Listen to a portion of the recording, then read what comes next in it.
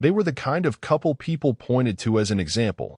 Major Tavares Jones, a proud and decorated U.S. Air Force officer, and his wife Nichelle, a radiant pillar of faith, family, and community.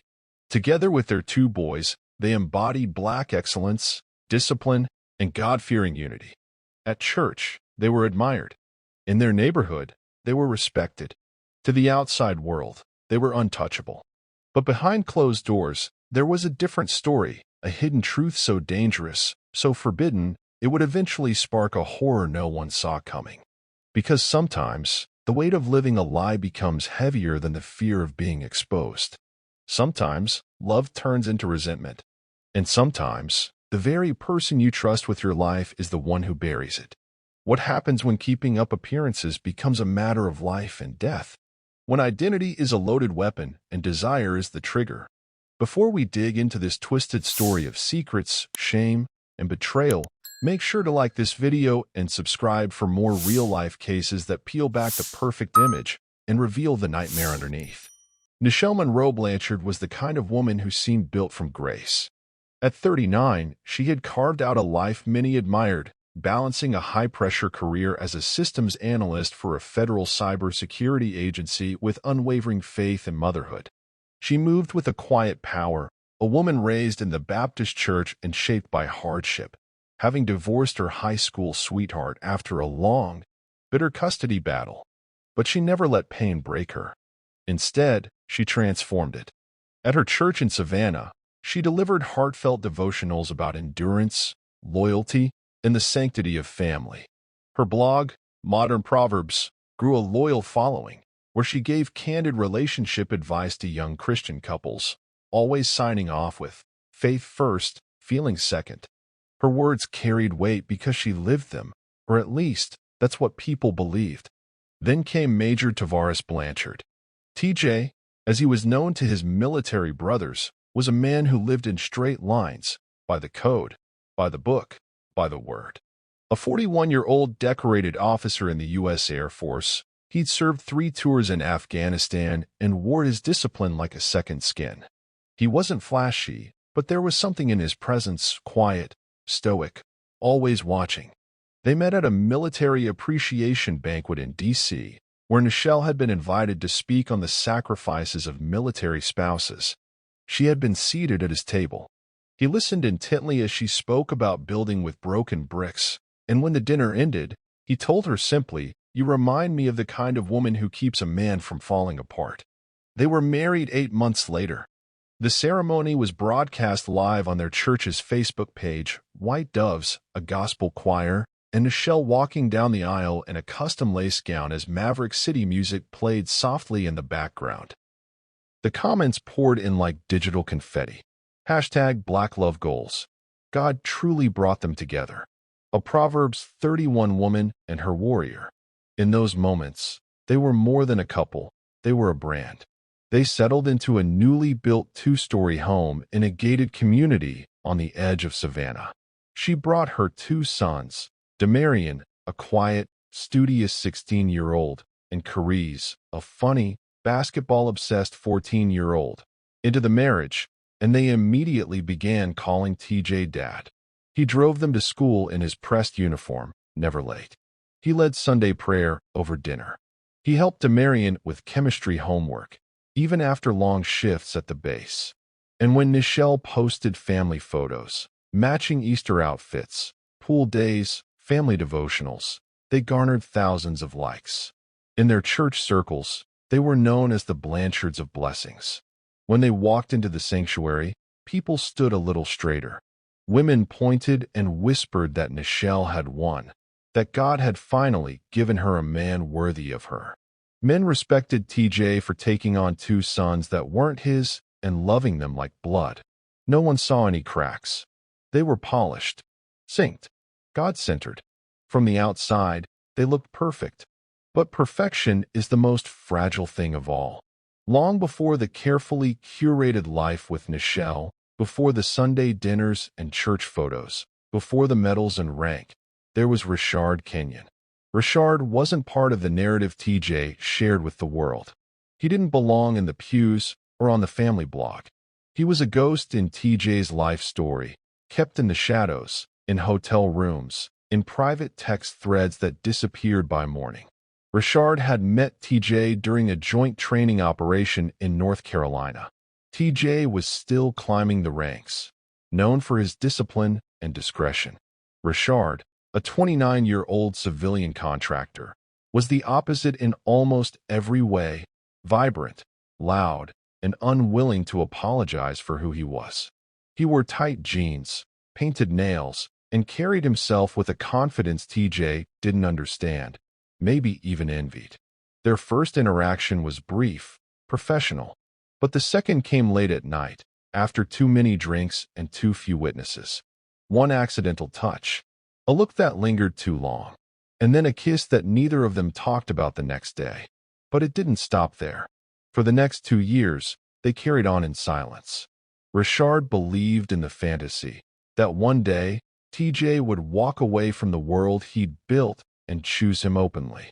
But the longer it went on, the clearer it became. TJ wasn't just afraid. He was committed to the lie. The more his career advanced, the more he clung to the image. Every promotion, every Bible verse posted on his social media, every photo of him holding Nichelle's hand at church was a knife in Richard's side. Still, he stayed. Because love, even when it's built on pain, doesn't let go easily. Richard convinced himself that TJ's silence meant safety, not shame. But there were nights it broke him. When he lay in hotel beds alone, scrolling through Nichelle's Instagram, watching the man he loved play perfect husband and father, there were fights, screaming matches behind locked doors. Richard threatening to leave, TJ begging him to wait. One day, he'd whisper, "Just not yet." But not yet stretched into years. TJ had built his life like a fortress, everything in place, nothing out of line.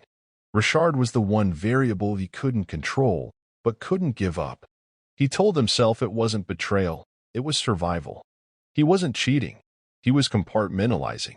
He wasn't lying to Nichelle, he was protecting her from a truth too ugly to speak. But secrets rot. They don't stay buried forever. And the deeper TJ dug into his double life, the harder it became to breathe. Because the truth isn't something you can kill. It waits. It festers. And eventually, it explodes. It was an ordinary Sunday afternoon, the kind where the house smelled of lemon cleaner and gospel music floated from the Bluetooth speaker in the kitchen. Nichelle, still in her silk robe, had agreed to help TJ finalize a PowerPoint presentation for an upcoming military seminar on cybersecurity ethics. She wasn't snooping, she never had to. Their relationship had always operated on trust, at least on the surface. But as she navigated his encrypted tablet, looking for a folder he said contained some graphics, she found something else.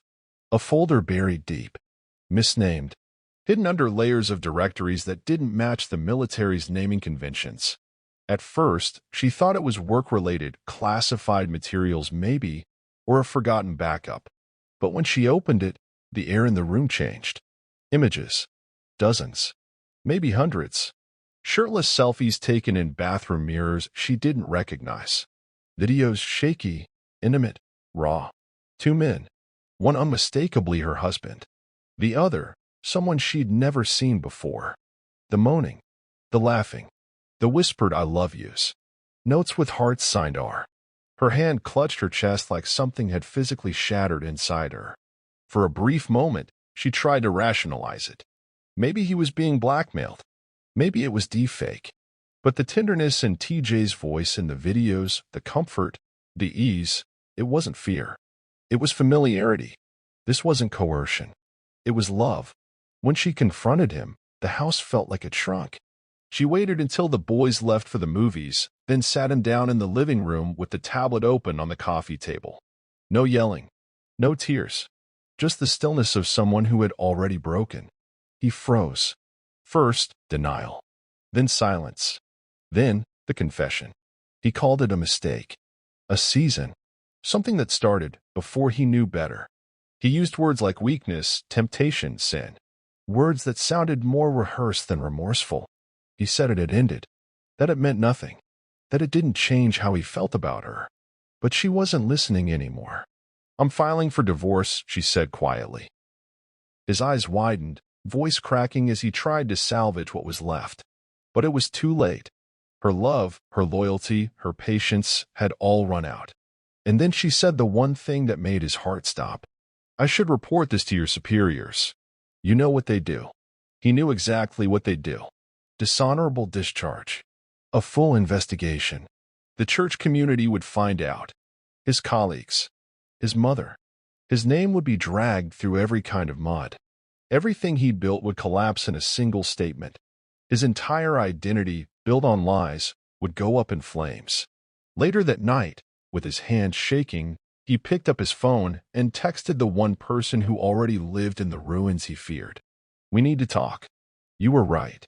She knows everything. The reply came in seconds. Then tell the world, or I will. June 19th, 2024, was oppressively hot, the kind of Georgia heat that sticks to your skin and makes the air feel heavy with omen.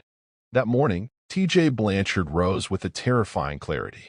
His uniform was neatly pressed, his shoes polished, but inside, his thoughts were chaos, tangled strands of guilt, fear, rage, and shame. The night before, he'd stared at the ceiling, playing out every possible scenario. Divorce, dishonor, humiliation. He couldn't stomach the idea of losing everything. He told himself there was only one way out. He started the day with a phone call to Richard. His voice was calm, measured. He told him he was sorry, that Nichelle now knew everything, and that maybe it was time to stop running. Let's talk, he said. Face to face. Like grown men. Richard, still raw from years of deception and heartbreak, reluctantly agreed. A small part of him, still in love, still hopeful, believed that TJ was finally ready to choose him. Later that afternoon, TJ called Nichelle. He asked her to go for a drive. Said he wanted to pray, to talk things through. Just us, he said. No yelling. No lawyers. No decisions yet. Nichelle, tired and emotionally hollowed out, agreed. There was a hint of finality in her voice. Maybe she thought closure was possible. Maybe she thought forgiveness still lived somewhere in her. She didn't know that by then, Richard was already in the back of the SUV, hidden under a blanket, dosed with sleeping pills TJ had slipped into his water hours earlier. He drove the miles outside Savannah, down a Forest Service road near Fort Stewart. It was a place he knew well, secluded, silent, no traffic, no cameras. A place meant for training, or hiding things. Days earlier, he had come here with a shovel and gloves and dug a deep pit, 6 feet, narrow and cruel. He had practiced what he'd say, rehearsed it in his head so many times it sounded like scripture. When they arrived, Nichelle stepped out and looked around, confused. That's when Richard stumbled from the back seat, dazed, unsteady. Their eyes met and locked in horror. Nichelle's voice cracked with disbelief. What is this? What the hell is this? She shouted. TJ didn't answer.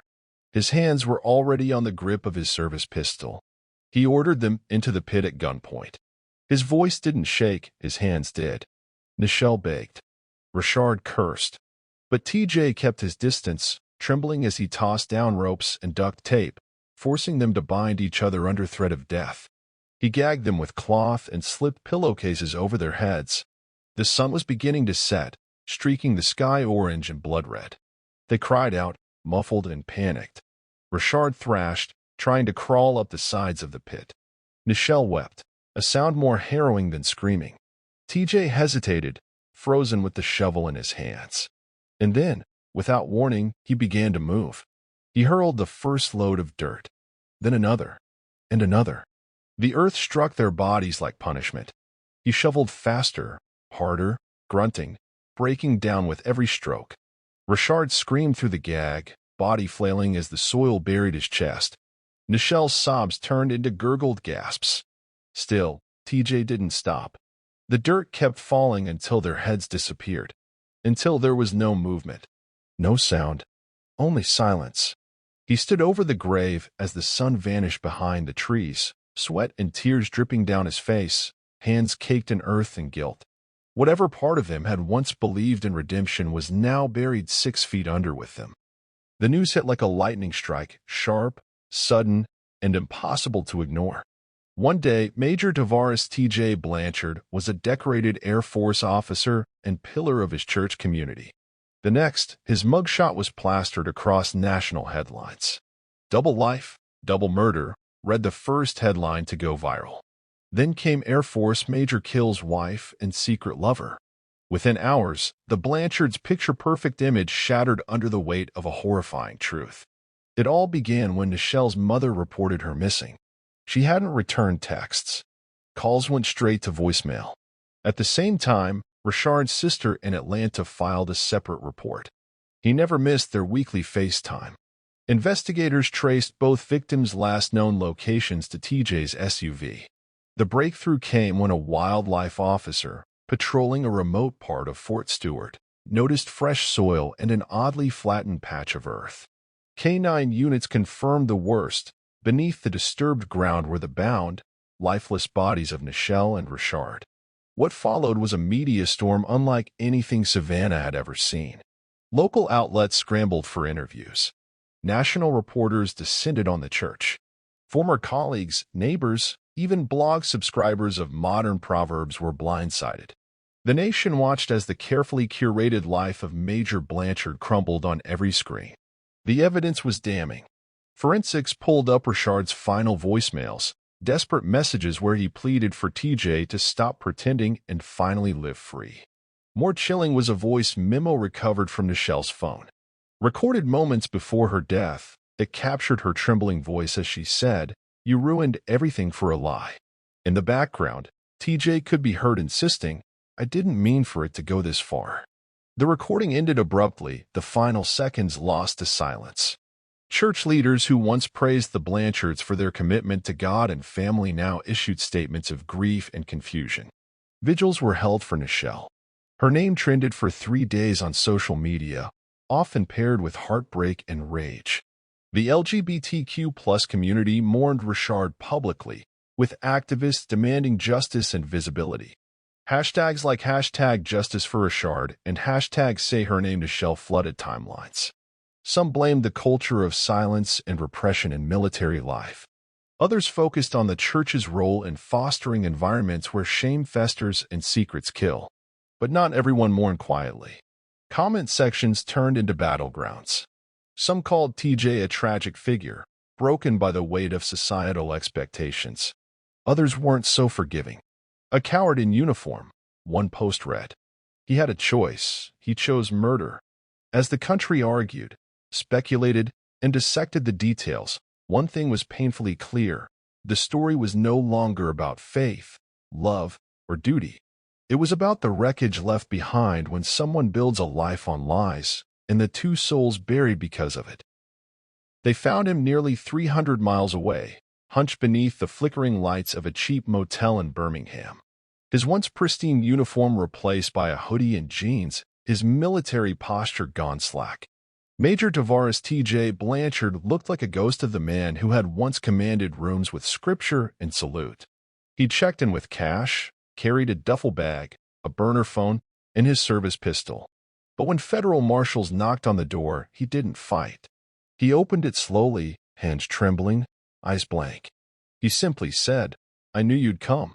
The arrest sent another wave of shock through an already reeling public. He was flown back to Georgia in shackles, the courtroom packed with press, protesters, and prayer circles.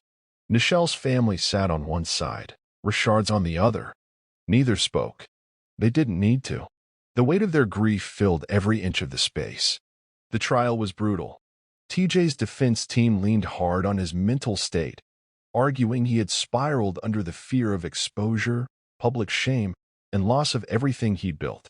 They described a man crushed by expectation, raised in a culture that demanded silence over truth, image over identity. They argued his actions were not the cold-blooded murders of a monster, but the desperate unraveling of a man who had nowhere left to turn. But the prosecution countered with evidence and clarity. The pit had been dug days before. The tape, rope, and shovel were purchased with his credit card. The route was mapped. The grave dug deep. His actions, they said, weren't impulsive, they were methodical, premeditated, ruthless. And then came the boys. Demarion, now 17, and Carice, just 15, testified via video from an undisclosed location. Their faces were blurred for privacy, but their voices cut through the courtroom like a blade.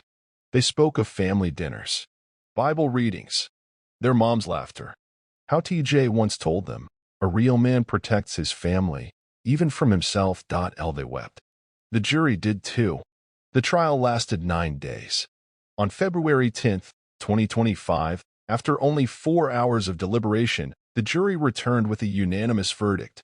Guilty on all counts, 2 counts of first-degree murder, 2 counts of kidnapping, and abuse of a corpse. When the sentence was read, 2 consecutive life sentences without the possibility of parole, TJ showed no emotion. No tears. No visible regret. Just a slow exhale as if the weight of his double life had finally, irreversibly collapsed upon him. The courtroom emptied in silence. No celebration. Just the long, echoing silence of justice delivered too late. 2 families broken.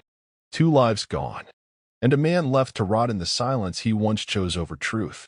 This story is a brutal reminder that even the most polished lives, the most photographed smiles, and the most carefully cultivated images can hide darkness so deep it eventually destroys everything in its path. Major Tavares T.J. Blanchard was a man torn between 2 worlds. The disciplined, devout officer who led church devotionals and married the perfect wife, and the haunted, closeted man carrying a secret that became a weapon. He built a life atop a lie, and when that lie threatened to unravel, he didn't just run. He annihilated the people who represented the truth he couldn't face. Nichelle Monroe Blanchard, a woman of radiant conviction and unwavering faith, believed in love and redemption, in the sanctity of marriage. She gave her heart, her sons, and her entire life to a man she thought was a partner in purpose. Instead, she died crying in a grave, betrayed by the very hands she held in prayer. Rashard Kenyon, full of color and courage, loved boldly in a world that demanded his silence. He believed TJ would someday choose authenticity. That belief cost him everything. The tragedy here isn't just the physical deaths, it's what they represent. A society that demands conformity at any cost. A military culture where queerness is still whispered in shadows. A religious community that preaches love but polices it in practice. A world where telling the truth can feel more dangerous than living a lie. What if TJ had been allowed to live his truth from the beginning? What if loving another man didn't mean losing your rank, your respect, your family? What if, instead of fearing exposure, he'd been shown empathy? The question echoes far beyond this case. How many more Rashards will die waiting to be chosen? How many more Nichelles will unknowingly sleep beside a ticking bomb? And how many TJs are still out there, hiding, suppressing, lying not because they are monsters, but because the world told them they had to be? We can't undo what happened in those woods near Fort Stewart, but we can ask ourselves why it happened. And maybe, just maybe, we can begin reshaping a world where truth isn't punished with death. If this harrowing case shook you to the core, make sure to like, comment, and subscribe. Because the stories we tell matter, and sometimes, the darkest truths need the brightest lights.